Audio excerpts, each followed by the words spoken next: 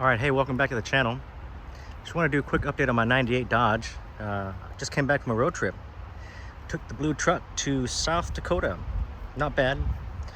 First couple days, actually drove to Oklahoma City. It's about 17, 18 hours total. That includes, pee breaks and stuff like that. And then saw some friends in Oklahoma City. And then from there, drove through Kansas, Nebraska, into South Dakota to Mount Rushmore. And truck did great. Did run into a huge rainstorm. I mean, it was really bad. It lasted about over an hour, and the rain was so thick, literally couldn't see like 2 feet in front of the truck. But I will say that these tires, these Firestone Destination XTs, did a fantastic job.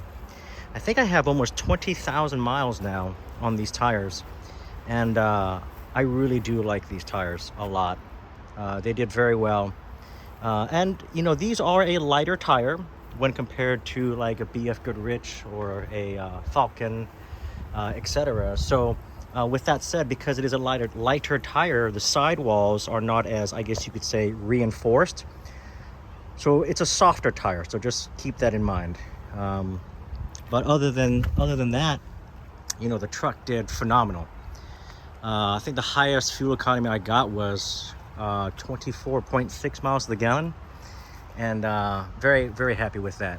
The reason why I'm not going into the truck is because I don't have my keys on me. So this is kind of an impromptu video, but yeah, truck did really well. I really do love this blue truck a lot, and she did really well going to South Dakota and back. South Dakota, by the way, is beautiful, absolutely beautiful, and yeah, definitely well worth the trip. So but anyway, so that's a quick update on the blue truck. Now we're going to go to the red truck. You see, here's old red,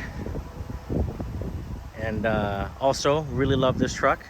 Had some stuff done to her, as you can see. Probably can't tell, but that's okay. What I found out actually was there was some body damage here on the side of the bed from the previous owner. So I basically took it to a shop and had a whole new bedside put on, is what I did. So got it repainted, everything like that. Looks great. And I'm a stickler on things. I could tell right away when looking at the truck when I first got it that there were some issues. It wasn't reported on the Carfax, so might have been like a tree, they could have scraped against a tree or something like that, and I think they had something really heavy on top, because the bed rail, right about here, it kind of dipped, but it was like sloping, right? And then it come back up and have its nice, smooth edges. So it tells me, and it's kind of in a space where I think a toolbox was. And so I don't know if something really, really heavy, they dropped it or something, but there was some minor damage. Not a big deal. I mean, you kind of expect it with an old truck, but because I noticed things like that, I just wanted to get it fixed. So when I was at the shop, they were like, oh, we could Bondo it. I was like, no, I don't want Bondo. I was like, you know what, let's just put a whole new skin on it. And they ordered a new bedside panel from Ram itself. So it's an OEM bed panel, not something from like LMC truck, or which they don't make an 8-foot bed. They don't offer an 8-foot bed side replacement from LMC truck, but they did order through the Dodge dealership, so I really appreciated that.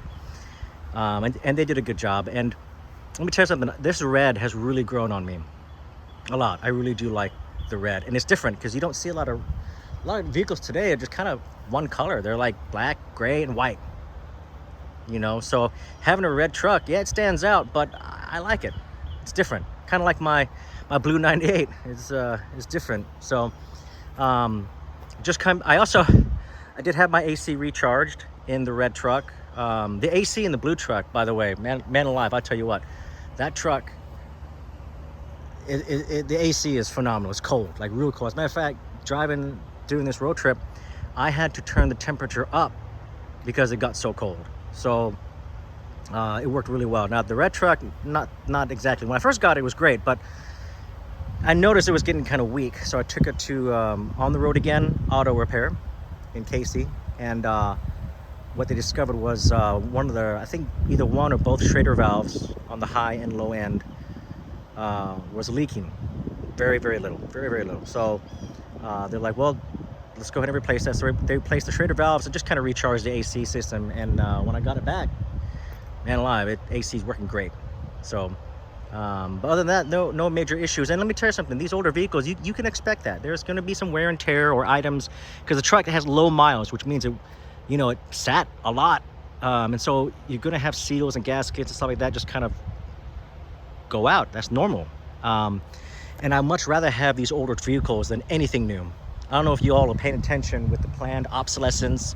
Ford, GM, and all these manufacturers, they're moving their company to subscription-based crap. And you know, if you want to, I don't know if it's BMW, one of those rich people cars, that in order to use the heated and cooled seats, you had to pay a subscription.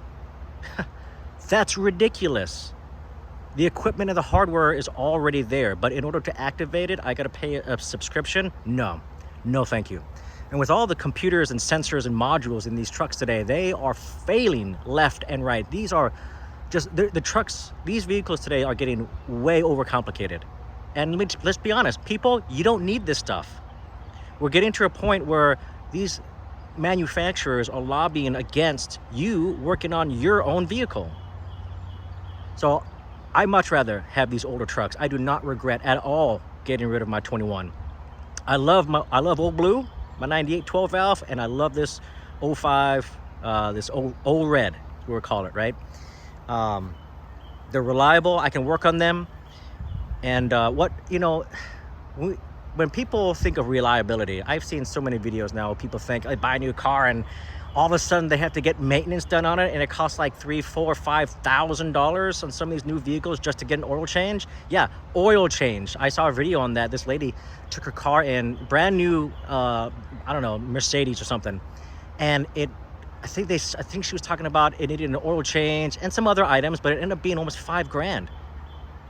And when she's listing off the things that they were wanting to do with the car besides the oil change, I was like, dude, like all this stuff you could do yourself for like on the cheap, you know. But a lot of people today, they don't know how to work on their own vehicles, so they have to take it to the dealer, and that's what dealers want. They don't want you working on your own vehicle. And then in order to upgrade, change, or fix something, the dealership has to go in and reprogram everything, make sure it's all updated, and blah blah blah blah blah. No thank you. These older vehicles represents independence. I don't got Big Brother watching over me. I don't have the government and manufacturers monitoring, right, with all the cameras detecting if you're drunk. I don't drink, but how does the camera system know if you're drunk or tired? And if it determines you're drunk, it's gonna stop you from driving. Yeah, no thank you. They're gonna market it as safety, all these upgraded safety stuff. No, it's control, and that's what they want. So people, I'm telling you, y'all need to stop buying new vehicles. Stop trying to keep up with the Joneses. You ain't gonna impress anybody. And some of these people have, you know, $700 to $1,500, sometimes some of them $2,000 monthly payments for your car. Are you kidding me? That's like a mortgage. Like, screw that. Like, for real. And your vehicle, it will just depreciate. It's not an investment unless it's like these old Cummins Diesels that are actually worth something. But these new vehicles today, they're worth nothing. Okay, stop keeping up with the Joneses. You are feeding people like these people that need to keep up with the Joneses and have the best of the best. You're feeding into this machine, and sooner or later, you're gonna have no rights. And these vehicles are gonna be controlled by the government, and you know, they will determine how far you can drive. And if you drive too much, they can shut you down. That's what it's coming down to, you know. So that's why I love these old trucks. They are so much better, and I am blessed enough that I have the mechanical know-how to work on them on my own. That's another blessing. Like, people, don't be afraid to tinker with your trucks, your cars. Just pop the hood, get a manual out, you know, and just do the work yourself if you can. And if you can't, take it to a shop that you trust to do the work that you cannot do. But if you can, try to work on your vehicles yourself. Learn how. You'll be more independent, and free from government oversight if you do. So anyways, that's enough for this video. Just a quick update on my 98 and the 05. Really nothing to discuss. Nothing. I mean, really, there's nothing major to discuss here. These trucks are great, and I wouldn't trade these trucks for the world. All right, thanks. See you in the next video. Bye.